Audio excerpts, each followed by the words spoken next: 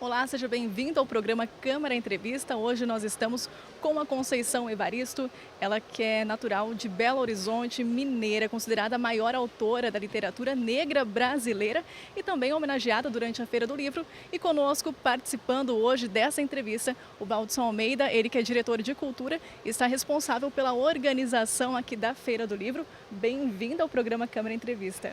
Obrigada. A gente começa falando a respeito do teu início na literatura, né? Em 1990, a primeira publicação, mas essa paixão pelos livros começou bem antes. Conta pra gente o que te inspirou, Conceição. Olha, eu tenho dito que o que me inspira realmente, o que despertou o meu interesse pela literatura, não foi primeiramente os livros. Eu não nasci rodeada de livros, eu nasci rodeada de palavras.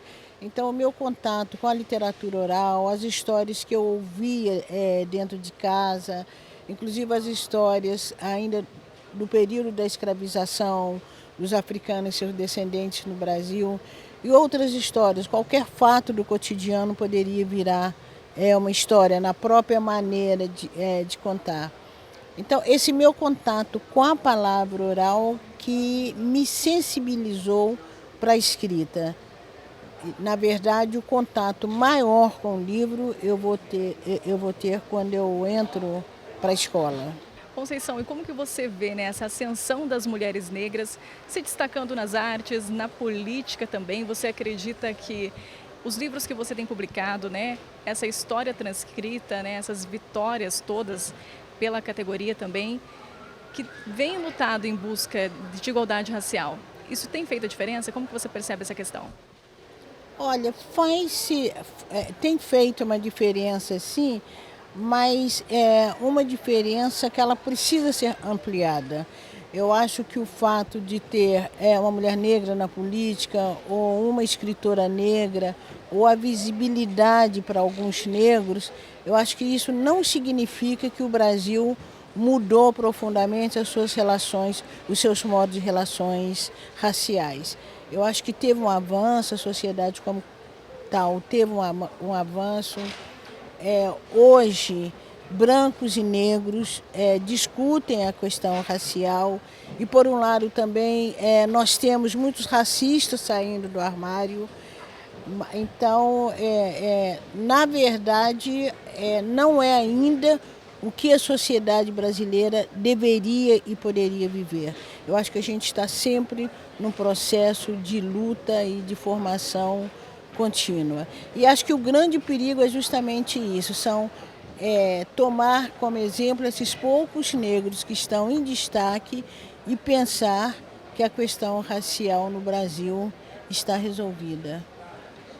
E nesse sentido de reconhecimento, hoje você também é homenageada aqui durante a Feira do Livro. Vou aproveitar aqui a presença da Conceição também para perguntar para o Valdson, né, que está responsável aqui pela organização, por que dessa escolha, por que dessa homenagem, da importância, né, de trazer esse assunto, esse debate aqui para a Feira do Livro. Primeiramente, eu quero te dizer que é um prazer estar aqui acompanhado com nada mais nada menos que Conceição Evaristo. Em 2017, nós fizemos uma mesa na Feira do Livro sobre a chamada, entre aspas, literatura negra. Estava o Cuti, a Vera Lopes, o próprio Martim da Vila veio aquele ano também. E ali nasceu uma ideia de homenagear, na minha concepção, as duas maiores escritoras desse país. Carolina Maria de Jesus, já falecida, e Conceição Evaristo. Ano passado, 2018, homenageamos Carolina Maria de Jesus, com sucesso. E esse ano conseguimos trazer a presença de Conceição Evaristo aqui e fazer essa homenagem. Mas eu não gosto de ficar muito quieto, eu gosto de polemizar, né? Então eu sou polêmico por natureza. Então assim, ontem nós tivemos aqui uma palestra fantástica com o Marcelino Freire. O Marcelino ganhou em 2014 um prêmio da Flip com um livro chamado Contos Negreiros. Mas ninguém disse que o Marcelino, por ser branco, escreve literatura negra. Então eu acho que essa coisa de literatura negra é um rótulo. Para mim, Conceição Evaristo é a maior escritora brasileira viva hoje. Ponto. Valdson, trazer esse grande nome, essa referência aqui para Foz do Iguaçu, também vem a somar aqui para a Feira do Livro, quando a gente pensa no fortalecimento aqui do evento e também da cultura, difundir, ajudar a combater o racismo também? Sim, isso sem dúvida nenhuma, entende? Eu diria que a Feira do Livro de Foz do Iguaçu ela é uma feira de resistência. A gente resiste a tudo. A gente resiste ao tempo, à chuva, ao Ministério Público, a gente resiste a tudo, entende? E principalmente a gente enfrenta as coisas e uma delas é o racismo. Homenagear em pleno século XXI, num momento que o Brasil vive, duas escritoras negras seguidas, é uma resistência que, modéstia à parte, não é para qualquer feira, sabe? A gente tem que tirar o chapéu para nós mesmos e nos aplaudir porque é uma vitória, entende? E quem ganha com isso é a cidade. Veja, ainda falta tempo para a palestra e o público já está chegando.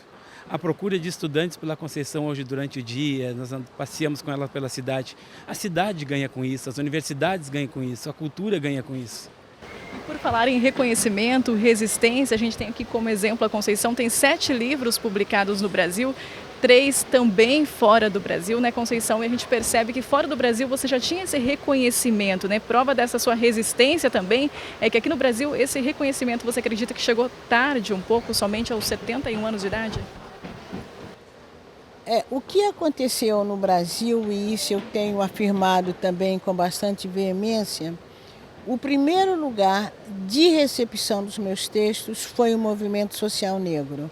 Foi entre meus pares, homens e mulheres, foram as minhas primeiras e meus primeiros leitores, levaram esses textos para a sala de aula, levaram para os seus TCCs, dissertações, teses. Então, o primeiro reconhecimento se dá nesse grupo de movimento social. Em 95, eu já participei de um seminário em Viena, com mais 4 escritores negros, Cuti, Geni Guimarães, Miriam Alves. Aliás, nós 4 nos formávamos essa comitiva. E nós fomos para esse seminário junto com João Ubaldo Ribeiro e Marina Colasanti. Isso em 95. Agora, o que também nos ajudou a ganhar uma visibilidade no Brasil foi a Lei 10.1639, né? A que instituiu o estudo das culturas africanas e afro-brasileiras e depois também as culturas indígenas. Isso também criou uma demanda de mercado e criou também um investimento na formação de professores. E nessa demanda de mercado, os livros de autoria negra passam a ser procurados. Então eu vou ganhando a visibilidade também através disso. Então a mídia me descobre, sem sombra de dúvida. Hoje eu tenho uma visibilidade na mídia, até grande, né? Vários jornais, revistas, entrevistas, mas eu chego na mídia como consequência de um trabalho que já é feito anteriormente. E hoje, cada vez mais, eu estou tendo essa visibilidade, mas eu afirmo, é uma visibilidade que vai acontecer depois dos 70 anos. Nesse sentido, também você destaca a importância das políticas públicas em prol do reconhecimento, em prol da igualdade. Como que você acredita nesse sentido que a política pública hoje ainda ela pode sim fazer a diferença? A política pública ela deve e pode fazer a diferença. E se tratando de caso de leitura, em 2013 houve, através do Ministério da Cultura, nós estamos falando ainda de governos que foram sensíveis de escutar as demandas populares. Nós estamos falando de governo Lula e de governo Dilma. Então, nesse período, o Ministério da Cultura abre um projeto de publicação de autoria negra, entendendo que seria uma política pública que ajudaria a dar visibilidade a essa autoria negra, uma vez que essa autoria negra tem mais dificuldade de entrar tanto no mercado de publicação como no mercado de distribuição. Então, a editora Palas apresenta 5 escritores negros, dentre eles eu com o livro Olhos d'Água. Ao receber esse incentivo, a editora teve mais condição também de trabalhar essas obras. Daí, Olhos d'Água vai ser inscrito no Jabuti, ganhou o prêmio Jabuti. Agora, o que a gente tem afirmado também é o seguinte: essas políticas públicas, tanto na área da educação, como na área do lazer, na área da saúde, não são benefícios que o Estado está oferecendo para as populações que historicamente foram expoliadas. É mais do que obrigação. E acho que em termos de política pública, toda e qualquer política pública que incidir sobre populações que historicamente foram expoliadas, e aqui eu também estou falando da própria população indígena, não é porque o Estado brasileiro é bonzinho. Entende? Eu acho que o Estado brasileiro, ao propor políticas públicas, né, para as populações empobrecidas, está tentando cumprir ou pagar uma dívida antiga com essas populações, aliás, uma dívida impagável. E por falar em políticas públicas, aproveitando já que o objetivo da Feira do Livro é proporcionar também essa interação, essa troca de experiências, vou aproveitar aqui a presença do Valdson, que tem uma pergunta bem específica hoje aqui para Conceição, né, Valdson? A pergunta que eu tenho para Conceição é: a academia perdeu uma grande oportunidade de se reinventar ao escolher Conceição Evaristo? Ao não escolher Conceição Evaristo, né? Melhor dizendo. Agora a resposta aqui da Conceição quanto a essa pergunta. Olha, eu tenho a impressão também que a Academia Brasileira de Letras perdeu um grande momento de ser representativa do que ela deveria ser.